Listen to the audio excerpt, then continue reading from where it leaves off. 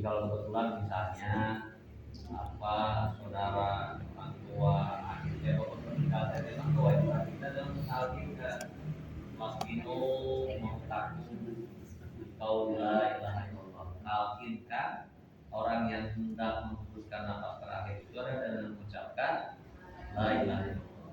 Kata Rasulullah, barang siapa yang di akhir hayatnya mengucapkan la ilaha illallah, dakhala jannah. So, persoalannya begini teman-teman, tidak semua orang dengan mudah bisa mengucapkan la ilaha illallah di akhir hayatnya. Pengalaman bapak saya ketika mohon maaf ya, ketika mau memutuskan nafas terakhir itu banyak kan orang sudah tidak sadar. Jadi jangankan berpikir apa-apa gitu. Makanya kenapa ada kewajiban dalam Islam kita sebagai orang itu untuk menalkinkan. Karena dalam kondisi mohon maaf sekarang itu orang sudah tidak sadar. Sehingga jangan dipahami hadis barang siapa yang mengucapkan di akhir hayatnya perkataan tauhid la ilaha illallah, maksud sudah seperti mudah gitu loh. Saya mah kudu sholat, kewe di akhir hayat bisa sholat. Belum tentu orang yang tidak sholat itu belum begitu.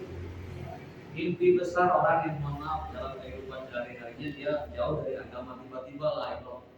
Menurut saya secara rasional mustahil rasanya. Makanya kata siapa tuh, ada ustaz yang ngomong, nanti itu kita meninggal berdasarkan lidah kebiasaan. Ya, jadi lamun orang sering ngomong berbatuk, pasti itu yang terakhir diomongkan ketika kita akan meninggal.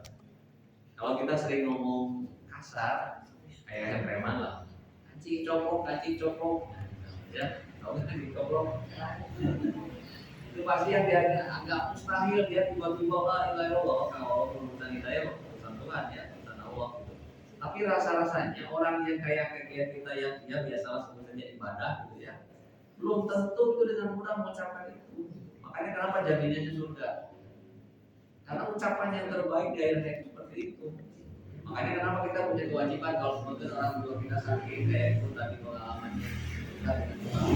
Kewajiban kita sebagai orang yang masih hidup adalah mentalkinkan.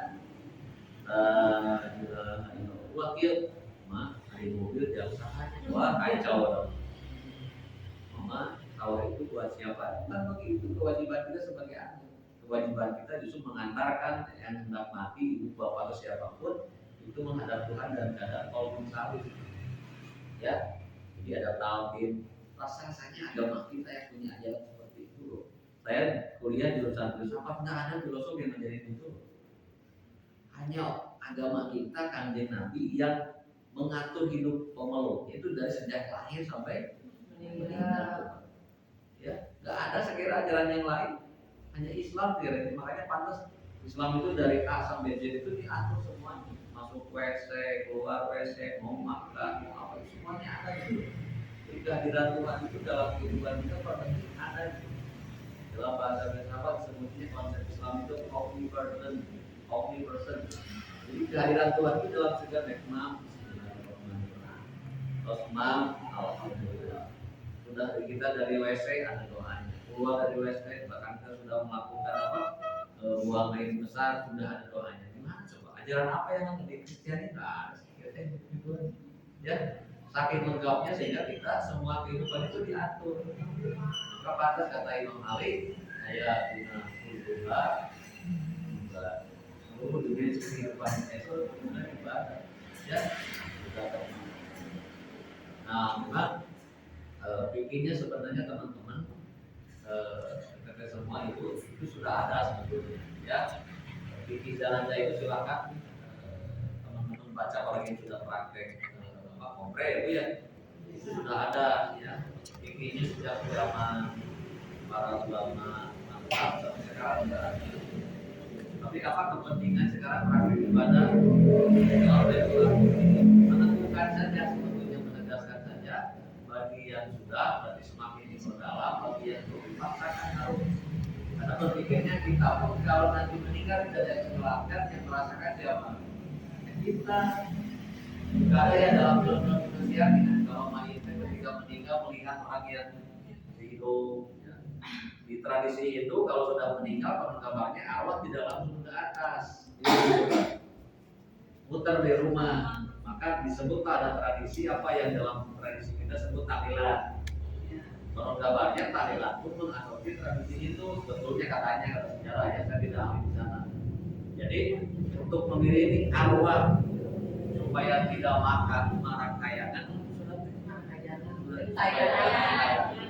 maka dibuatlah rupa-rupa, dibuatlah ritual-ritual yang supaya si arwah itu tidak mengganggu orang, bahkan didoakan. Orang kabarnya ini tradisi 1 sampai 7 orang kabarnya ini dari itu awal orang lama muncul ini mengadopsi karena pada saat itu tidak langsung mengharapkan, membinakan gitu ya. Maka sebenarnya apa-apalah doa-doanya diganti dengan doa Islam. Makanya kalau yang pernah tahlilan, saya pernah dari kecil ya, walaupun sekarang sudah pada lupa. Itu sampai berapa kali gitu ya. Ini hebatnya para ulama. Nah kita mungkin akan ketahuan bagi kita semua apakah ini boleh tidak ditanyakanlah Ustaz. Cuma orang Muhammadiyah tidak memakai itu ya, karena dianggap Nabi tidak pernah mengamalkan. Kalaupun ada bisa di kalangan orang lain itu maka gitu ya. Kita tidak terlalu urusan dengan itu. Ya. Nah yang kedua, kita memperlakukan orang yang mati persis seperti kita memperlakukan orang hidup. Ya makanya kita sangat-sangat mudah. Bahkan kewajiban kita untuk mengantarkan jenazah itu diiringi dengan doa. Maka ada sholat jenazah. Jadi kalau ada ibu yang meninggal, bapak yang meninggal, kita tidak sholat, aku ya. Makanya pelajari lagi bikinnya. Nah, teman-teman semua, waktu di materi mata kuliah fikih sudah dipelajari nggak? Dipraktekkan nggak? Ya ya. Nggak sempat praktek. Kebetulan ada di wilayah bergabung dengan lain di awet bergabung dengan tim siaga yang memandikan jenazah apa gitu Pak. Nah, namun kita ada dua yang berbeda supaya karena sudah lama melihat dan saya melihat dari itu memandikan jenazah. Nah, ini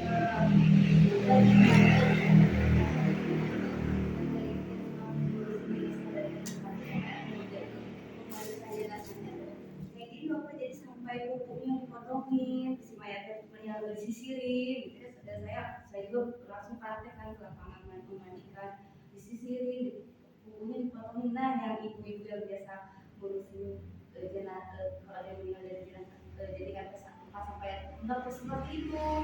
Terus ketika sudah selesai dimandikan, bapak yang tubuh ini si mayat itu dia tuh kayak kampung garus di ini apa ya udah dibubuk dibalut-balut ini gitu apa digosok-gosok ke badannya seluruh badan itu sebelum kepani yang masih di tempat itu. Nah, tapi pas yang ini gimana mana yang benernya Pak? Saya tuh bingung ini yang benernya mana gitu. Ya memang. Nah, gitu. Ya di setiap daerah kan karena punya tradisi beda. Iya. Ya. Apa kayak tadi misalnya pakai air hangat, pakai air dingin, beda-beda memang gitu ya. Apa keperluannya apa? Memang dari Nabi tidak ada sebetulnya kecuali air hangat, air dingin ya. Dan ayat itu tidak merasakan sebetulnya mah ya mau air dingin, mungkin itu perasaan orang hidup saja. Kasihan padahal itu kalau sudah naon sebetulnya ya. Nah, termasuk misalnya tadi kabur barus itu apakah ketika meninggal kalau di tradisi itu gimana? Kalau kabur barus itu di pas mengabadi.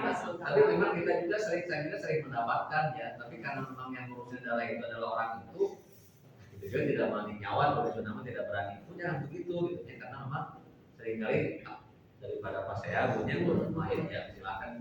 Tapi yang penting begini ibu ya. Memang Rasulullah sebenarnya mengajarkan kepada kita tadi satu ya bagaimana memperlakukan orang mati seperti orang yang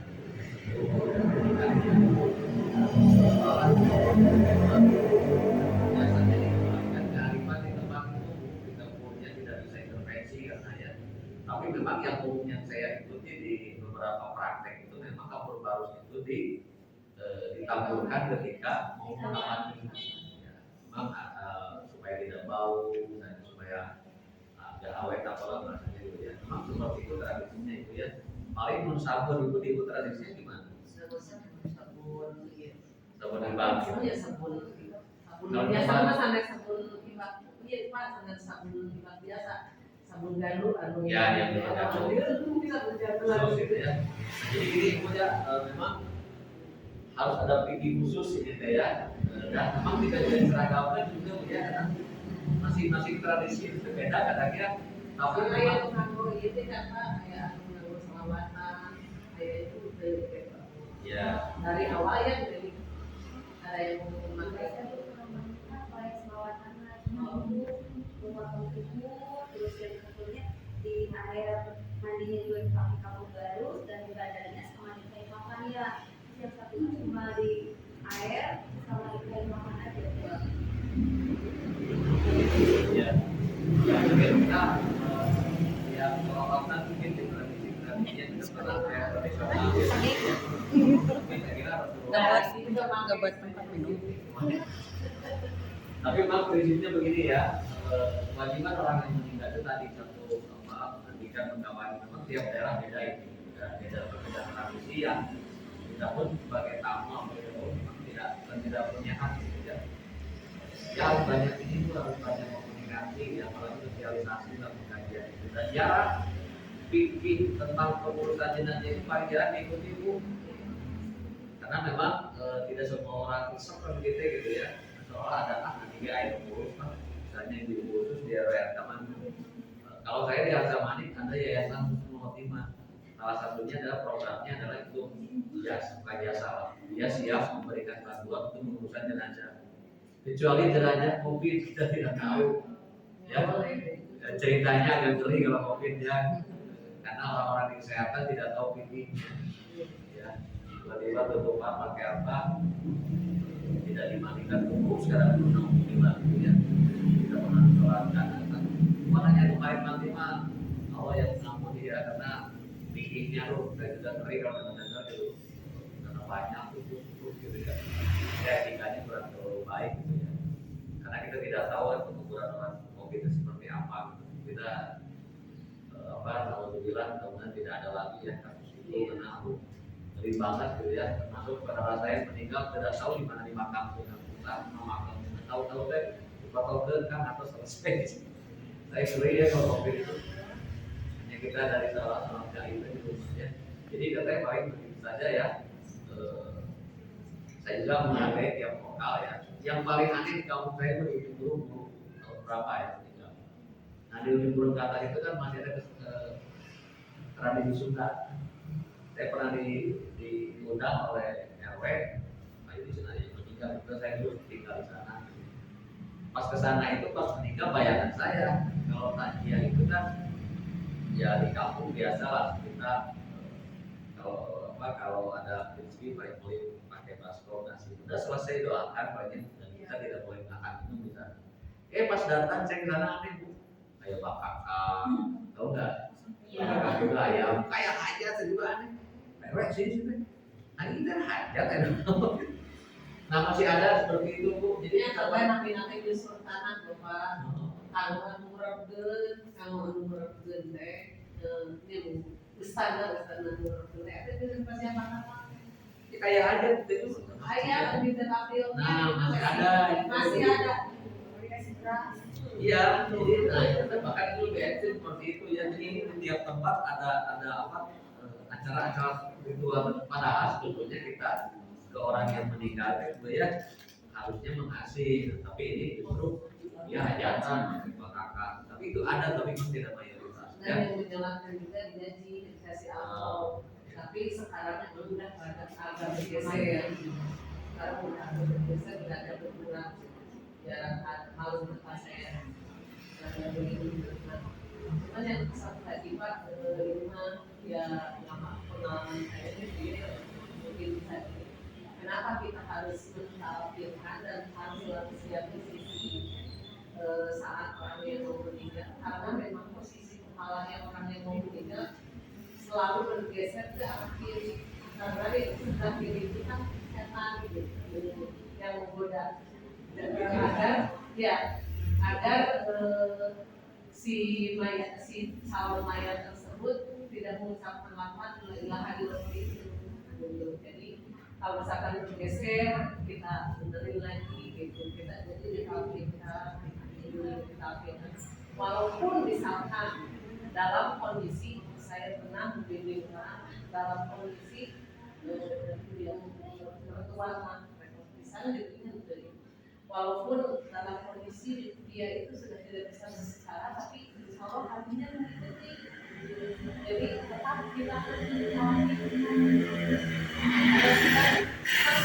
biasanya ada dengan niat dia mau bilang biasanya ada yang ngaji, tugas kita mah yang udah tahu ingat kita mah dia mulai di dekat kepala aja kita dekat kita kalau kita agar kita bisa mengawal misalkan kematian yang baiknya walau alam nama karena Gusti Allah seperti itu.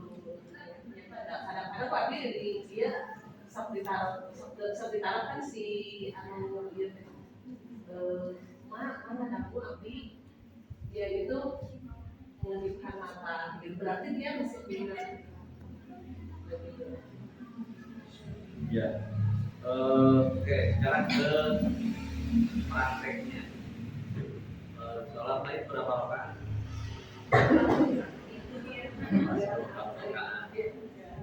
Jadi sholat jenazah itu 4 takbir.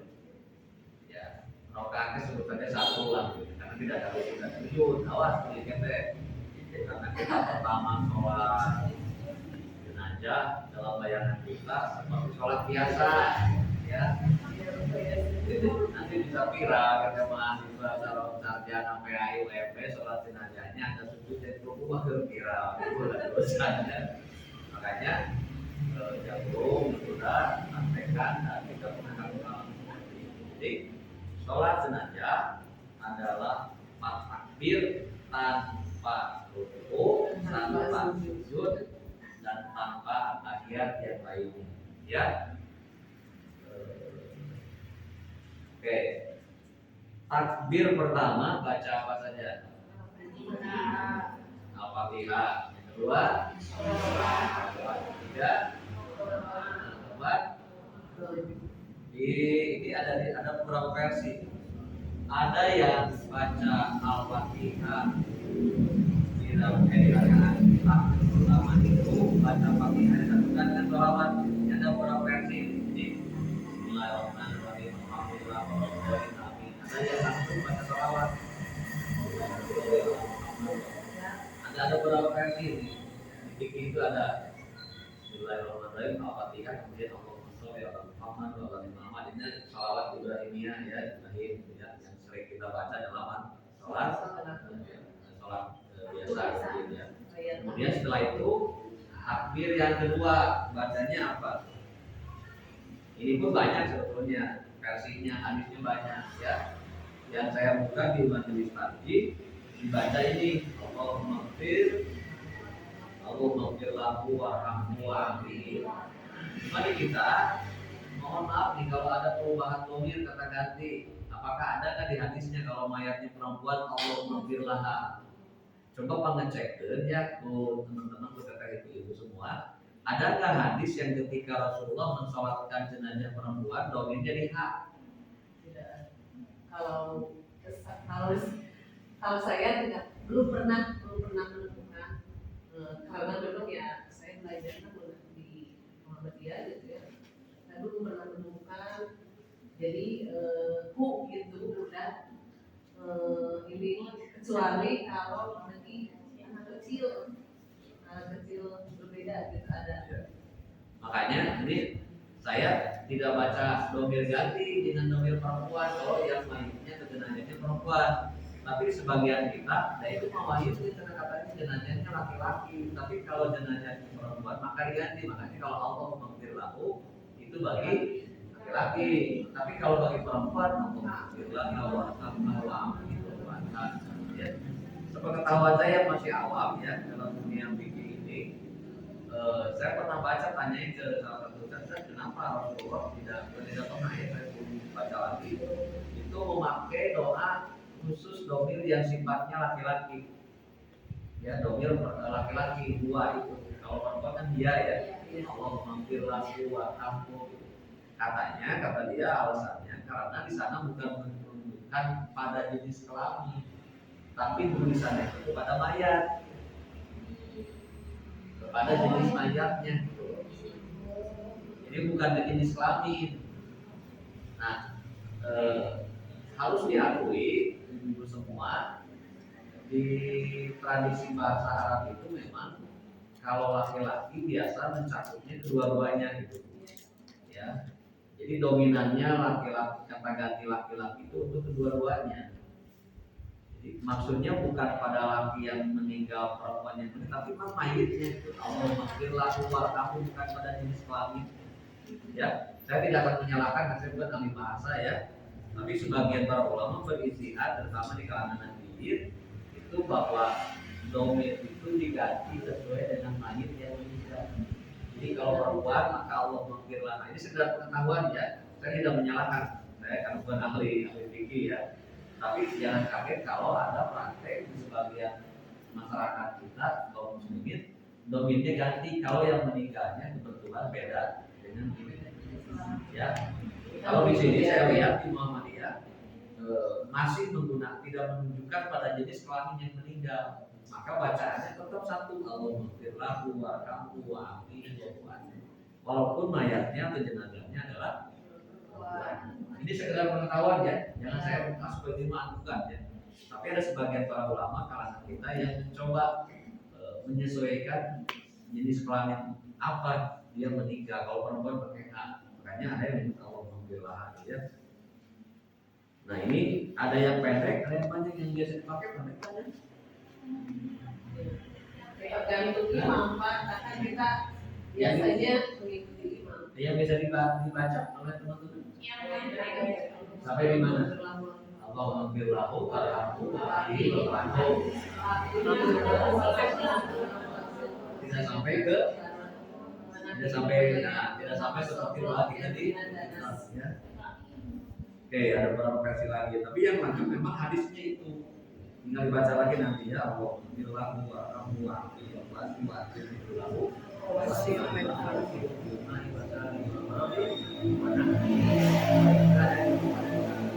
Ya memang kita mah pentas ini di Paris tapi lengkapnya ada di sana ya. Nah kemudian ini ada versi tadi, jadi sholawat disatukan dengan Al-Fatihah. Ada juga yang disatukan nanti Al-Fatihah, kemudian takbir yang kedua sholawat.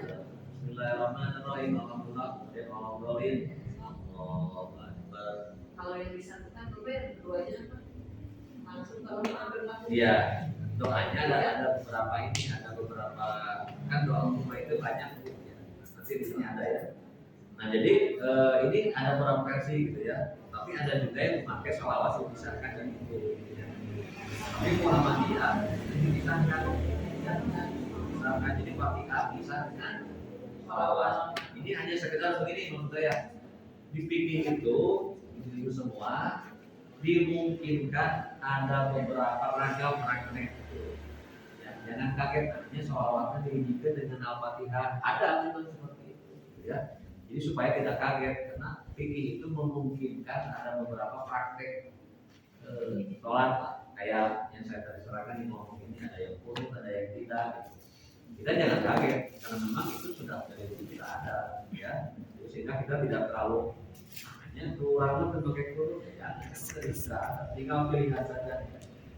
Nah kemudian di takbir yang ketiga yang biasa dibaca apa? Allahumma maghfir. Nah ini kan ada yang beda. Allahumma maghfir lahina wa mayyidina wa syahidina wa walidina wa kabirina wa ta'ala. Ini sekali lagi banyaknya. Cuma Muhammadiyah pakai hadis yang itu di takbir yang bisa ketiga atau menjadi.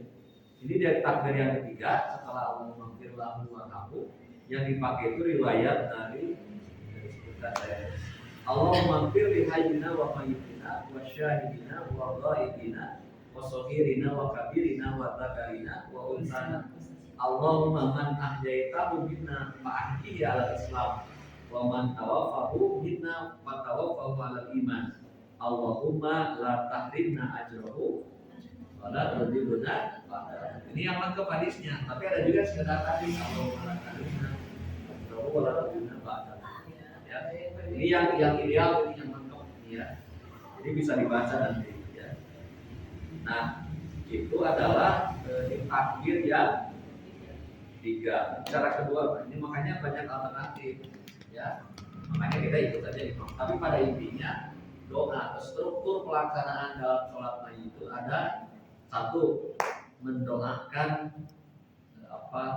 jenazah yang meninggal.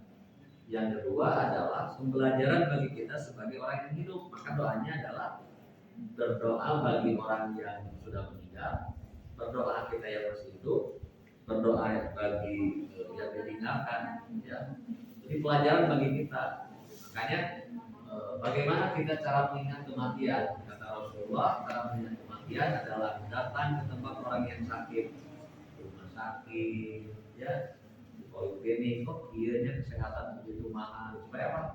Kurang kesana bahwa kematian itu memang kematian itu tidak harus sakit ya. Orang yang mati itu bukan harus sakit. Ya umur ya, cuma jalannya sakit. Ya, jangan berpikir dalam diri kita bahwa kematian itu harus sakit, enggak. Ya, tiba-tiba nih anggota dewan ada dari gereja, orangnya sehat, banyak duit, kaset meninggal, dan nggak tahu sakitnya apa. Ya memang jatahnya sudah habis. Apakah saya dulu atau ibu dulu? Amangan mau. Bagi kita tidak terlalu penting kapan kita mati ya. Tapi yang terpenting adalah mempersiapkan kematian. Pasti akan datang ya. Dan harus bisa itu ada sholat goib gitu ya Pak. Nah iya. Ada yang tahu sholat goib itu apa? Tiba-tiba kita diperbolehkan sholat goib. Kenapa?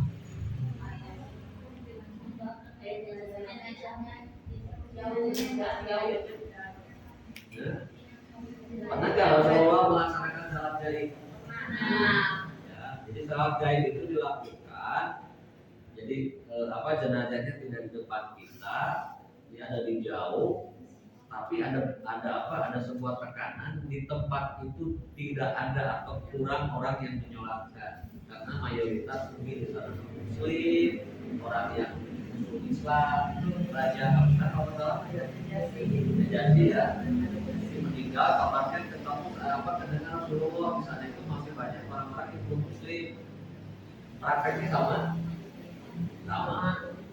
Misalnya ada kaum muslimnya di India yang sekarang disiksa misalnya ya, sekarang ada ratusan etnis muslim di India misalnya. Nah sebenarnya pada titik tertentu dari tragedi tidak kayak dulu tahun 99 ini saya di Bosnia dulu membersihkan etnis muslim oleh etnis Serbia dulu ramai sholat gaib karena di muslim Bosnia sudah habis, tidak ada yang dianggap yang menyolatkan. Maka orang di Indonesia dengan syarat dari MUI kita disunahkan salat gaib. Salat gaib ya, walaupun jenazahnya tidak di sini. Ya, bisa sendiri-sendiri. Bisa sendiri atau berjamaah, gitu ya. Jadi saking pentingnya kita ketika ada orang mati sampai kita pun punya keturunan pada itu. Ya, berkaitan dengan kematian, hal-hal yang sifatnya tradisi, mohon maaf Muhammadiyah tidak melakukannya. Ya, bukan kayak tadi misalnya tahlilan, ya. Terus apa? Apalagi biasanya yang selalu melakukan natus ya, mungkin di kampung masih ada awan gitu ya. Ini tradisi-tradisi mungkin yang bercampur antara para pendakwah muslim dengan masyarakat sana ya. 100 hari itu natus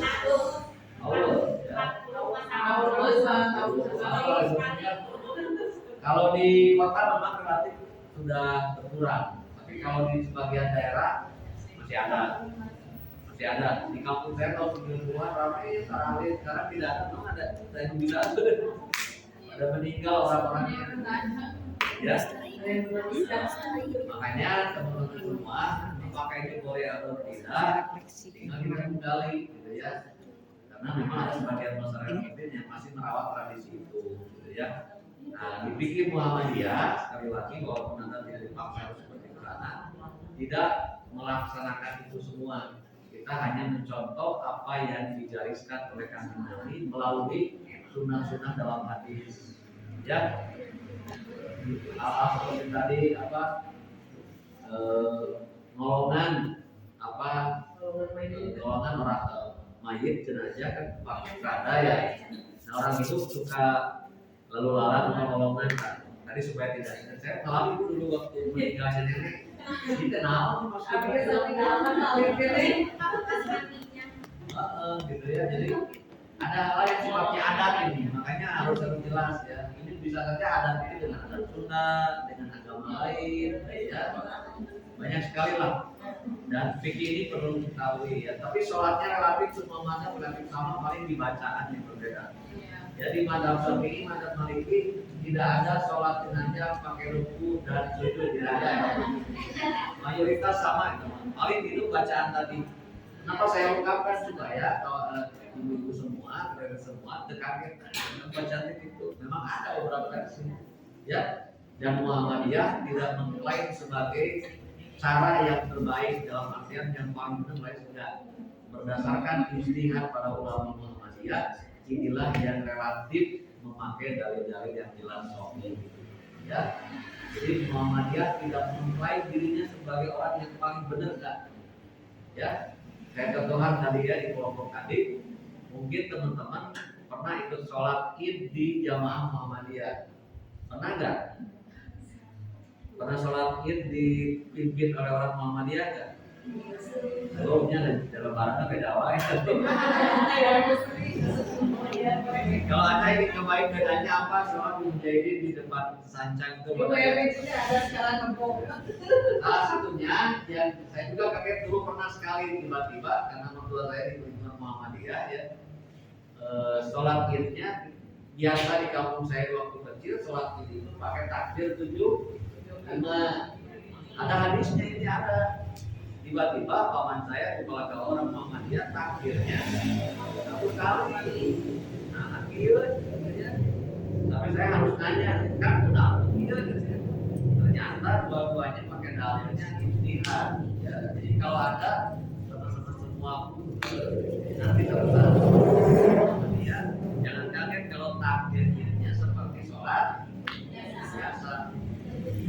Ya, begitu ya, kata saya. Kemarin juga kan diterima sama politik yang jadi Muhammadiyah mentolerir dua itu ada 75. Apa dalilnya? Hadisnya sama.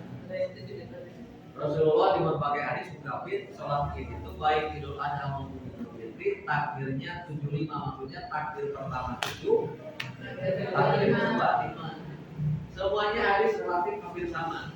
Tapi sayang seribu sayang hadis itu doi. Ya, kalau coba lihat, Anda baca buku karangan ulama persatuan Al-Mahfud, Aceh. Saya baca di bukunya pakai hadis itu juga. Tapi saya akan berkori. Tapi kenapa dipakai? Alasannya adalah karena hadis itu banyak. Jadi semua hadis yang 75 itu banyak, tapi doi. Ada sebuah kaidah di dalam ilmu hadis, kalau hadis itu banyak, maka dia ya setuju bahwa ahbadan. Jadi saling menguatkan, maka derajatnya sampai ke hasan. Maka hadis hasan itu diperbolehkan oleh sebagian ulama untuk dipakai dalil. Maka pakailah 75. Kenapa ada orang Muhammadiyah takbirnya seperti sholat biasa satu-satu itu? Dalilnya adalah sama dengan ijtihad. Daripada nama dan pakai dalil hadis dhaif, mendingan kembali ke awal. Apa? Takbir saja. kalau kemarin juga Pak kayaknya dia itu menghargai ya, karena kemarin membludak ya banyak orang NU yang ikut sholat di Muhammadiyah yang ikut lebaran berbeda. Jadi sampai keluar kayaknya mengambil 75 itu untuk ya. Karena posisinya sama-sama ijtihad, ya kita derajatnya sama gitu. Maka Muhammadiyah dari PP, Muhammadiyah itu gini pikirnya itu toleran, masa lihat ya. Jadi kalau misalnya gini, PP memutuskan takbir itu 75 bisa. Tiba-tiba PDM Kabupaten Garut mengadakan kajian tentang hadis itu, wah ini doi mulainya dari Garut, Bu. Iya. Sampai mencuat ke pusat ke Riau. Nah, kalau itu argumentasinya diterima, maka silakan saja sama-sama ijtihad.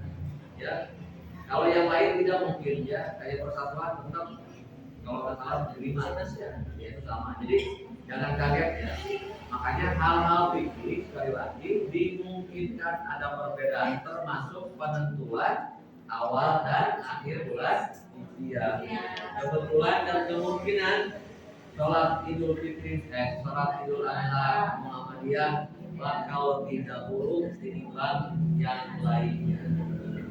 Maka yang ingin lebih dahulu lebaran dikirim kita Muhammadiyah. Jadi kemungkinan kita sholat Idul, bukan kemungkinan sudah ditetapkan oleh PP Muhammadiyah, sholat Idul Adha bagi orang Muhammadiyah itu Rabu tanggal 28. Ya, tanggal 28, yang lain kemungkinan beda 1 hari. Tapi nggak tahu di Mekah itu Arafahnya tanggal berapa? Tanggal berapa? Jadi haji itu sebenarnya tidak boleh konflik. Al-Hajju Arafah kan. Arafahnya itu bukan di Monas, Arafahnya di mana? Di Arab. Sebenarnya harus gitu, kalau Arab bisa Arafahnya tanggal sekian, sebenarnya itu sudah lebaran. Tapi nggak tahu di kita ya, walau alam karena kejadian kemarin saja lebaran Arab Saudi sama dengan Muhammadiyah. Padahal Arab Saudi dengan kita itu duluan Arab. Orang Arab sudah lebaran kita belum. Tapi kan dalam metode ya. Saya hanya ingin pesan ke teman-teman sebagai penutup saja ya. Dipikir sekali lagi dimungkinkan beberapa ijtihad gitu ya. Sehingga beda. Maka kewajiban kita, kearifan kita adalah menghargai perbedaan itu